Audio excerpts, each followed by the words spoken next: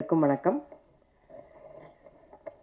இந்த படத்தை பார்த்து பாராட்டின அத்தனை நல்ல உள்ளங்களுக்கும் என் அன்பார்ந்த வணக்கத்தையும் நன்றியும் தெரிவித்துக் கொள்கிறேன்.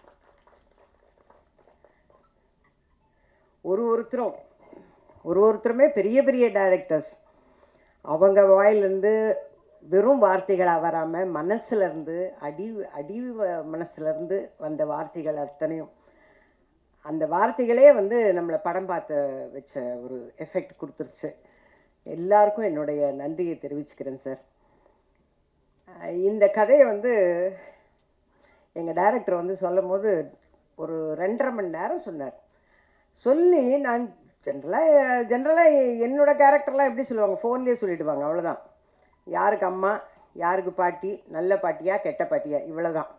ரிச்சா புவரா, மிடில் கிளாஸா, இவ்வளோதான் எனக்கு கதையே சொல்கிறது. இதுவே கதை சொல்கிறதே பெரிய விஷயமாச்சே.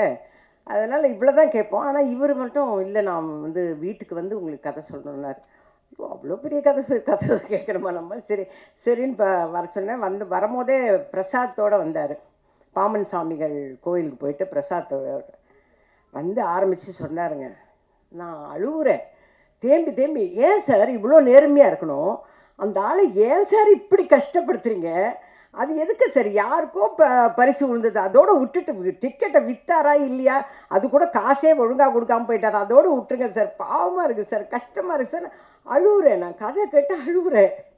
சரி, எனக்கு மனசு ரொம்ப கஷ்டமாக இருக்குது. என் கேரக்டரும் சின்னது, ஆனால் அதில் டைரக்டரோட நான் பேர் பண்ணுறேங்கிறது ரொம்ப, அதாவது சிவாஜி சாரோட நீங்கள் நடிக்க போகிறீங்கன்னு டைரக்டர் சொன்னார் பாருங்கள், முதல் மரியாதை. அந்த அளவுக்கு எனக்கு ஒரு சந்தோஷம். ஆஹா, எங்கள் டைரக்டருக்கு நான் தான் பேராக நடிக்க போகிறேன் அப்படிங்கிற ரொம்ப சந்தோஷத்தில் நான் அந்த கதையை கேட்டு அழுது கொஞ்சம் நேரம் அப்படியே உட்காந்துட்டேன். சார், எனக்கு ரொம்ப மனசு கஷ்டமாக இருக்குது. படம் பார்த்துட்டு ஜாலியாக வெளியில் போகிறத விட்டுட்டு ஏன் சார் இப்படி கஷ்டப்படுத்தி அனுப்புகிறீங்க? எதுக்கு சார் இவ்வளோ நேர்மை? என்னத்துக்கு சார்? அப்போ நேர்மையாக இருந்தால் இவ்வளோலாம் கஷ்டப்படணும்னு இருந்தால் எவன் சார் நேர்மையாக இருப்பான்? இப்படிலாம் அவரை கிராஸ் கொஷின்லாம் பண்ணேன். நான் நேர்மையாலாம் இருக்கக்கூடாது சார், நேர்மையாக இருந்தால் எவ்வளோ கஷ்டப்படுறேன். இன்னும் சேத்துலலாம் விழுந்ததெல்லாம் போய் எடுத்து நான் இன்னும் ஒரு ஃப்ரேம் கூட பார்க்கலைங்க. நான் டப்பிங் பார்த்ததோடு சரி, டப்பிங்கே நான் பேசலை.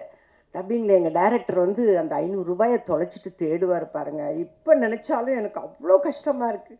ஏன்னா ஒரு பக்கம் எங்கள் டைரக்டரை பார்க்குறேன், இன்னொரு பக்கம் ஐயோ இந்த மனுஷனுக்கு ஒரு 500 ரூபாய் எங்கே, ஐயோ அங்கே தான் இருக்குதுன்னு இப்படி சொல்லணும் போல் இருந்தது. அந்த அளவுக்கு டைரக்டர் ஐயோ அவ்வளோ அற்புதமாக பண்ணிட்டார். எனக்கு சமுத்திரக்கனி சார் பார்த்தாவே பொறாமையாக இருக்கும். நான் ஃபஸ்ட்டு டேலேருந்து சொல்லியிருக்கேன், அது எப்படி சார் அங்கே ஹைதராபாடுக்கு போனால் வில்லனாக அசத்துறீங்க, இங்கே வந்தால் இந்த மாதிரி சாஃப்ட் கேரக்டர் வேணுன்னு உங்களுக்குன்னே எழுதுன மாதிரி இருக்குது சார் இந்த கதை அப்படின்னு ரொம்ப பொறாமப்பட்டேன் நான். கதையை சொல்லிடாதீங்க ஏங்க, இத்தனை பேர் பேசும்போதே சொல்லிட்டாங்க நேர்மை நேர்மை நேர்மைன்னு. அப்புறம் நான் எங்கேருந்து கதை சொல்கிறது? நான் கதை சொல்லணும்னு திரும்ப அழுவேன். இப்போவே எங்கள் டைரக்டர் 500 ரூபாயை தொலைச்சிட்டு தேடினாருன்னொன்னே எனக்கு மனசு கஷ்டமாக இருக்குதுன்னு சொல்கிறேன். அது நான் கதை சொல்லிவிடுவேன். நான் படமே பார்க்கலையே, ஆனால் டப்பிங்கில் பார்த்து நான் டப்பிங்கே பேசலை சார். நான் கிளம்புறேன் சார். செந்தில் சார் வேறு நின்றுட்டார், ஏன்னா அவர் கோ ப்ரொடியூசர் ஆச்சு, நின்றுட்டார். டப்பிங் பேசாமல் இந்த பொம்பளை எங்கள் வெளியில் போச்சு சார். எனக்கு எப்படின்னு எனக்கு செஸ்ட் பெயின் வருது சார். 10 லட்ச ரூபாய் செலவு பண்ணி ஆர்ட் ஆப்ரேஷன் பண்ணேன். இந்த படத்தை பார்த்தா திருப்பி எனக்கு இன்னொரு ஆப்ரேஷன் நடக்கும் போல இருக்குது. அந்தளவுக்கு ரொம்ப கஷ்டமாக இருக்குது சார். என்னால் டப்பிங் பேசவே, நான் பேசுனதே 2 டைலாக் தான், அதுவே என்னால் பேச முடியல. இவங்களோட ஆக்டிங்கை பார்த்துன்னு இருக்கேன். சார் இந்த சாங்கை போடுங்க சார், அந்த சீன் போடுங்க சார், சீன் போடுங்க சார். வேணாம் நீங்கள் டப்பிங் பேசுகிறீங்க. இந்த அளவுக்கு அவ்வளோ பாதிப்புமா இந்த படம். அந்த அளவுக்கு என்னை பாதிச்சுது இந்த படம். அவர் எங்கள் டைரக்டர் காசு இல்லாமல் இது எல்லாமே எங்கள் நந்தா சார் கதை சொல்லும் போதே சொல்லிட்டார். ஐயா அப்படியே ஏறி வருவார், ஏறி உட்காருவார், நீங்கள் சமையல் பண்ணுறீங்க, இதெல்லாம் என்கிட்ட என்ன கதையில் சொன்னாரோ அது அத்தனையும் அவர் எடுத்தாருங்க. அப்படியே ஃப்ரேம் டு ஃப்ரேம் அப்படியே எடுத்தார்.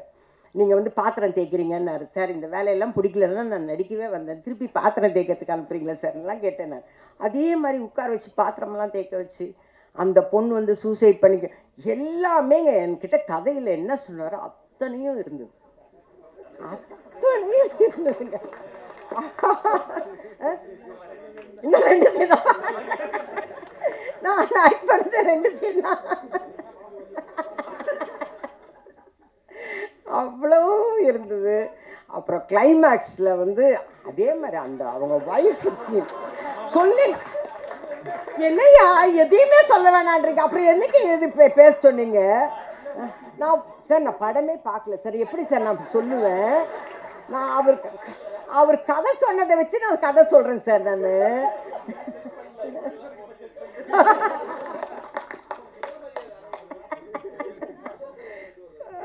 முதல் மரியாதை பற்றி சொல்லுவாங்க. முதல் மரியாதை ஞாபகத்திலேயே வரலைங்க சார் இப்போ எனக்கு.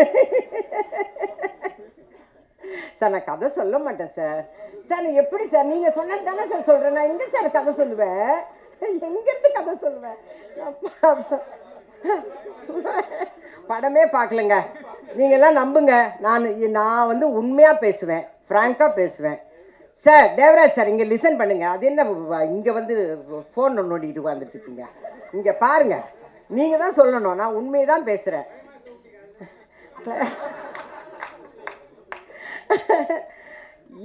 இந்த பாப்பாவோட கேரக்டர் வந்து ரொம்ப நல்லாயிருக்கும்.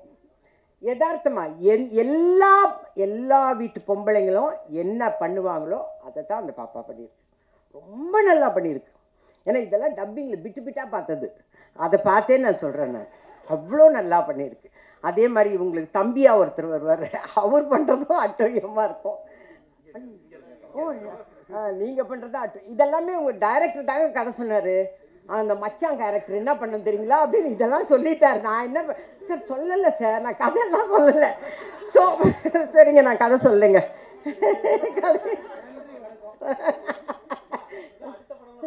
ஐயோ நான் சார் கதை சொல்லலை சார், விட்டுடுறேன் சார். ஓகே, கிளைமேக்ஸில் பட் கிளைமேக்ஸ் சொல்லி முடிக்கணும். ஏன்னா தேவராஜும் சொன்னார், இவரும் சொல்லிட்டாரு, மூர்த்தி நீங்கள் சொல்லிட்டீங்க, அதனால் நான் சொல்லிடுறேன். கிளைமேக்ஸில் அதாவது எப்போவுமே சினிமாவோட இதுவே என்னென்னா, வில்லனாக இருக்க வில்லத்தனம் பண்ணிக்கிட்டே இருந்தான்னா அவனுக்கான பனிஷ்மெண்ட் இது தான்.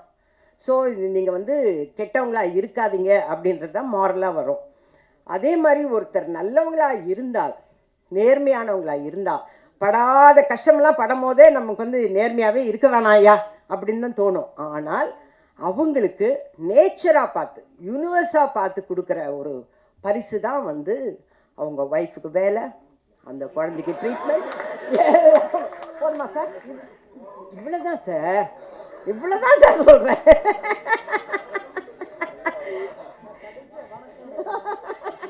வணக்கமே கிடையாது. ரெயின் எஃபெக்டோட ரொம்ப சந்தோஷமாக முடிக்கிறோம். ஓகேவா சார்? ரெயின் எஃபெக்டோட இதுலேயே இப்போ ட்ரெயிலர்லேயே போட்டு காட்டினாங்க சார். நீங்கள் வெளியில் வரும்போது ட்ரெயிலர் எஃபெக்ட் வருதுன்னு. ஏங்க பிரபஞ்சம் ஆசீர்வாதம் பண்ணுறதுன்னா என்னங்க சொல்லுவோம்? என்ன சொல்லுவோம்? செழுமையாக இருக்குன்னா என்ன சொல்லுவோம்? அதுதானேங்க, அதுதான் அவர் ஃபினிஷ் பண்ணியிருக்கார். நான் இப்போ சோகமாக ஃபினிஷ் பண்ணாருன்னு சொன்னால் உங்களுக்கெல்லாம் சோகமாக இருக்காதா? இல்லை, அதெல்லாம் சொல்லலை சார், எதுவுமே சொல்லலை சார். நேர்மையான படங்க, நீங்கள் எல்லாரும் நேர்மையாக வந்து பாருங்கள். நீங்கள் பார்த்து நீங்கள் தான் மக்கள்கிட்ட கொண்டு போகணும். நீங்கள் கொண்டு போனீங்கன்னா கண்டிப்பாக நம்ம மக்கள் எல்லாருமே நல்லவங்க தாங்க. அவங்களோட சூழ்நிலை சந்தர்ப்பம் தான் ஒவ்வொருத்தரையும் கஷ்டப்படுத்துது, அவங்கள மாற்றுது. அப்படி இருக்க வேண்டான்னு கொண்டு போக வேண்டியது உங்கள் கையில் தான் இருக்குது. நீங்கள் எல்லாரும் நேர்மையாக உங்கள் வேலையை செய்வீங்கன்னு நான் எதிர்பார்க்குறேன். தயவு செஞ்சு செய்யுங்க, நேர்மையாக செய்யுங்க. ஓகேவா?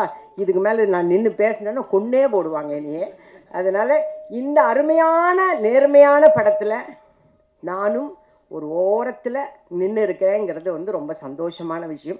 அதுவும் எங்கள் டைரக்டரோட சேர்ந்து இருக்கிறேங்கிறது ரொம்ப ரொம்ப சந்தோஷமான விஷயம். எங்கள் சீல் எடுக்கும் போதே நான் வந்து அவர் வாயே தான் பார்த்துட்டு இருந்தேன், சமுத்திரகன் சார் வாயே தான் பார்த்துட்ருப்பேன். அது நல்லாவே தெரியும். நீங்கள்லாம் படம் பார்த்தீங்கன்னா கண்டுபிடிப்பீங்கன்னா இந்த பொம்பளை ஒன்றுமே பெர்ஃபார்மே பண்ணாமல் ஆன்னு நிற்கிதுன்னு. ஏன்னா அவர் பெர்ஃபார்ம் பண்ணுறதையும் பார்த்துட்டு இருந்தேன்.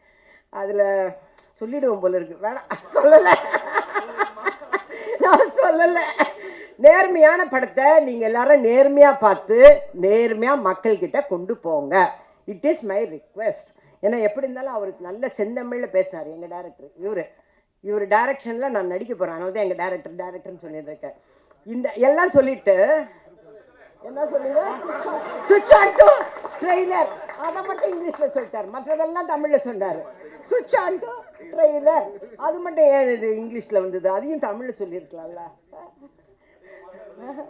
ஓகே, நன்றி நன்றி நன்றி நன்றி. ஓரளவுக்கு நான் கதை சொல்லி முடிச்சிட்டேன். அதனால நேர்மையான படம் தயவு செஞ்சு